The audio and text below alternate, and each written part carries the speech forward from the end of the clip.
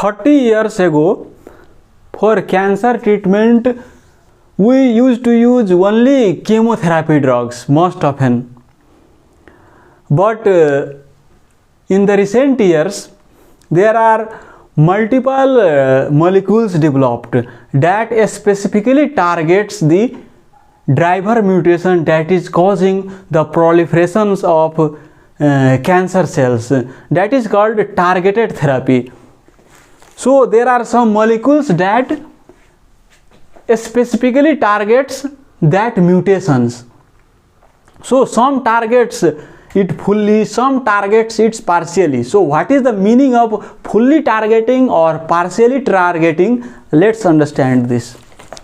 So let's assume this is a cell and this is the cell membrane and this is the biphospholipid layer of this cell membrane, and this is the nucleus and this is the DNA material inside the nucleus, and here there are endoplasmic reticulum, Golgi complex, mitochondria, let's say, and there are multiple cytosolic enzymes inside the cells, and on a receptor, I mean to say that on the cell surface there are a variety of receptors. So some are called JAK-STAT pathway, some is called EGFR, epidermal growth factor receptor, some is VEGF, vascular endothelial growth factor, some is FLT3. So these are the receptors present on cell surface membrane, and there are variety of other, even hundreds of. So I am not writing all those, but basically what I mean to say that there are some receptors on the cell membrane and there are some enzymes on the inside the cytoplasm like tyrosine kinase. Another is PI3K-AKT that signals this nucleus through mTOR pathway, and this is activated by this FLT3. So when a ligand attaches to FLT3, what happens that it phosphorylates this PI3-AKT, this in turn phosphorylates mTOR, and this gives signaling to the nucleus to proliferate. Similarly, when the ligand attaches to VEGF, EGFR, what happens that this gives signaling to the nucleus to proliferate, or with JAK-STAT pathway this gives signaling to proliferate. So normally what happens, when the ligand comes and binds here, then it gives signaling to the cell to proliferate. And sometimes what happens that there are some molecules that directly diffuses inside the cell cytoplasm. They don't interact with the receptor, directly comes here and directly activates this tyrosine kinase, other cytosolic enzymes to give signaling to the nucleus to proliferate. Some directly enters inside the nucleus through the nuclear gates that are called pores and activates the DNA to multiply, to proliferate. But in cancer cell what happens that even there is no receptor here on the surface, let's say there is no receptor, I mean to say that there is no molecules that is triggering this receptor, but there is some positive mutations in the FLT3 receptors, so it gives on signaling to the nucleus through this pathway 24 hours a day and 7 days a week. 7 days a week. So continuously signaling is going inside the nucleus to proliferate. There is no time to die. So 24 hours a day and 7 days a week, the cell goes on proliferating, and this makes cancer cells. So this is also a problem, because we also have to die, because others will burn. If this cell never dies, what happens? This also becomes cancer. So cell also has to die.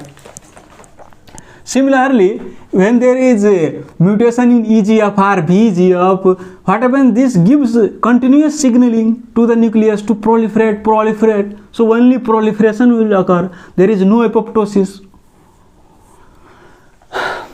So they thought that if we inhibit these with either monoclonal antibody, if we develop some monoclonal antibody that targets this and blocks these receptors so that the downstream signaling will be halted. This will not proliferate. Or we can develop some molecules that inhibits the enzymes, like EGFR is mediated with tyrosine kinase. So if you inhibit this EGFR tyrosine kinase, then what happens that this downstream signaling will not occur. Similarly, if you inhibit this JAK start pathway with molecule called ruxolitinib, then this downstream pathway will not occur. Similarly, if you inhibit this FLT with midostaurin, this downstream signaling will not occur and cell will not proliferate. But let's suppose if you are inhibiting this EGFR tyrosine kinase, either with EGFR tyrosine kinase inhibitors or some molecules that is monoclonal antibody. So this monoclonal antibody is targeting this EGFR. It is called cetuximab.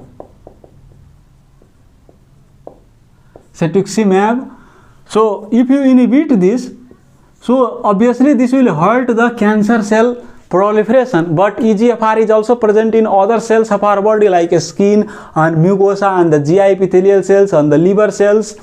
No, so it will also inhibit because it is inhibiting EGFR receptor. Or if you are inhibiting the EGFR tyrosine kinase, so those EGFR tyrosine kinase in other cells of the body as well. So it will also inhibit normal healthy cells as well. That's why I called you that these drugs are partially targeted. So it is not like stopping the whole cell cycle of the whole body. Like chemotherapy, what does this chemotherapy drugs do? They stop the cell cycle, and cell cycle is going on in every cells of the body, that is dividing. But EGFR is not present in all these trillions of cells in your body. There are some specific areas where there are high concentration of EGFR, some have low concentration, some where there is no EGFR. So it is partially targeted. That's why I told you that I will call some molecules partially targeted in the targeted therapy, some fully targeted. So what is fully targeted? Let's see. So you know the one translocation called BCR-ABL translocation. So normally in my body there is no BCR-ABL translocation in any trillions of cells in my body. There are trillions of cells in my body, but there is no BCR-ABL translocation in my body. So if I take imatinib molecule and it diffuses inside my blood, so it will not find the tyrosine kinase that is produced from this translocation. So this will not inhibit the cell proliferation. But a patient has this translocation, and after that the tyrosine kinase is activated, and that tyrosine kinase is causing cell proliferation. If that patient takes this molecule and inhibits this, so what happens that this will inhibit the cell proliferation.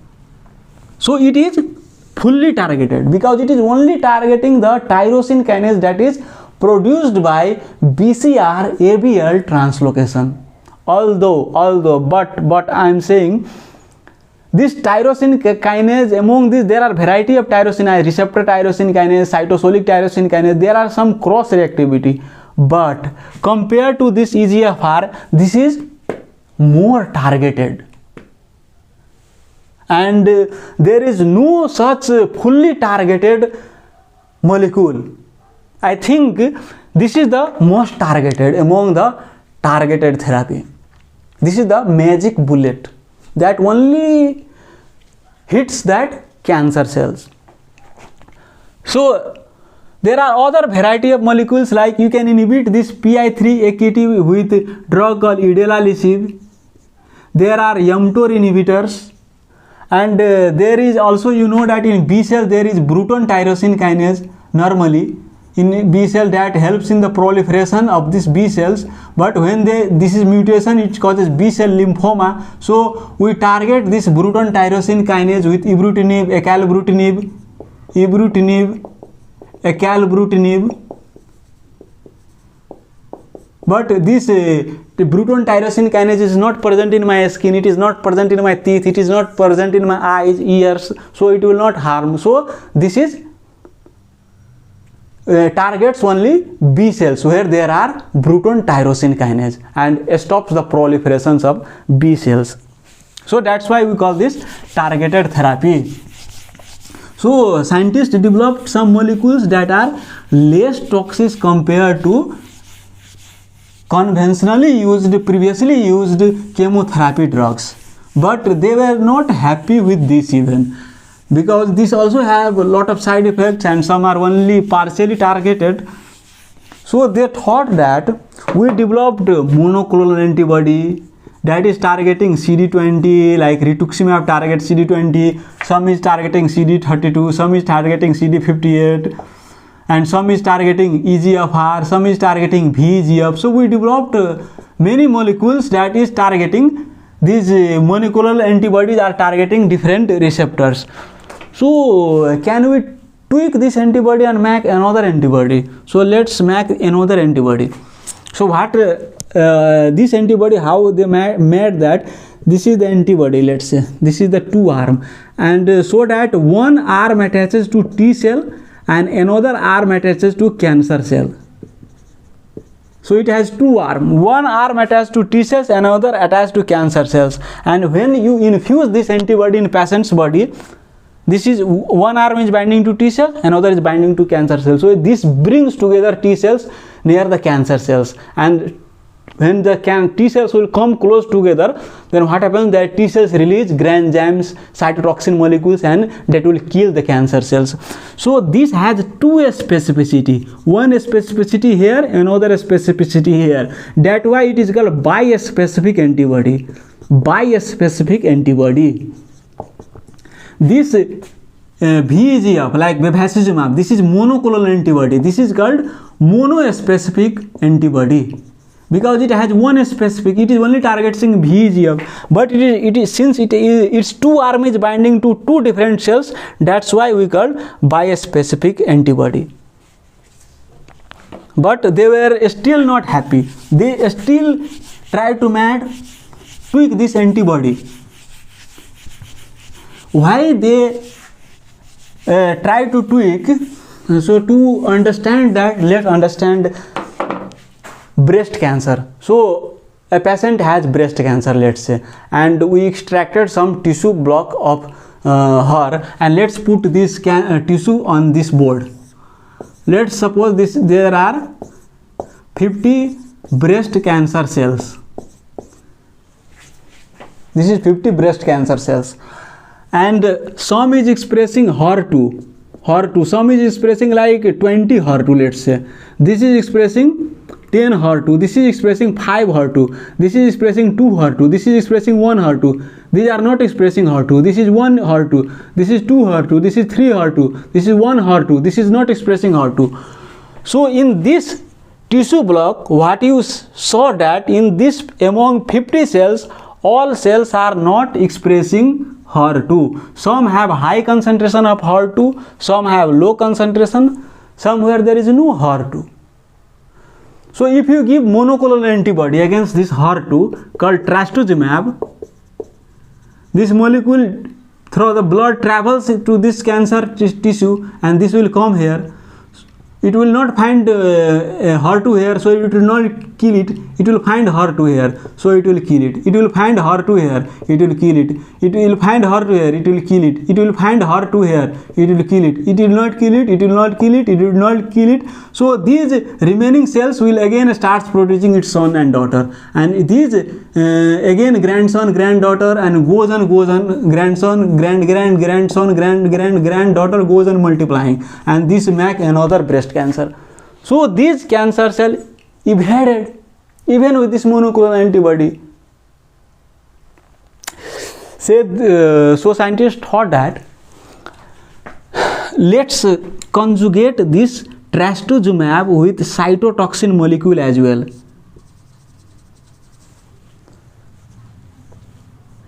This molecule is called imtensin. So they, with a covalent bond, they attached this imtensin molecule with this trastuzumab antibody, and when they infused this in the blood of breast cancer patient, so it now traveled here, and what happened that this is attached to this imtensin, This is attached to imtancin, and here in the tumor environment, this imtancin got released with this from this bond, and this monoclonal antibody killed this cell which had HER2, and from this bond this imtancin got released, and this is the bomb, nuclear bomb. This is the cytotoxic molecule. It inhibits the cell cycle. So this entered the cell which did not have HER2, and it even killed this. It entered cell where did not have HER2, even killed it. So they killed even cells where there were no receptor for that monoclonal antibody. So they thought this is more magic. So they told this antibody drug conjugate, because they are conjugating these cytotoxic drugs with this antibody, and they are injecting in the patient. And there are multiple this antibody drug conjugate commercially available, and now even FDA approved. One is called brentuximab vedotin.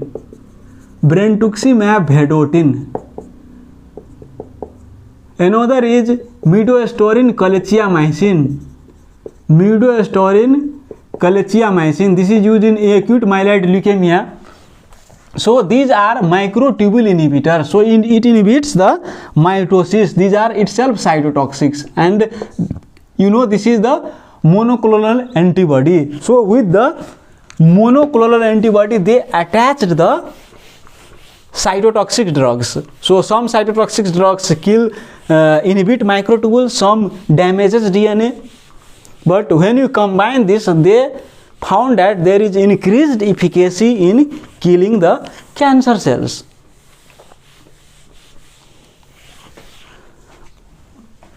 So one I told that one is monoclonal antibody, another is bispecific antibody, another is antibody drug conjugate, and they were still not happy with this.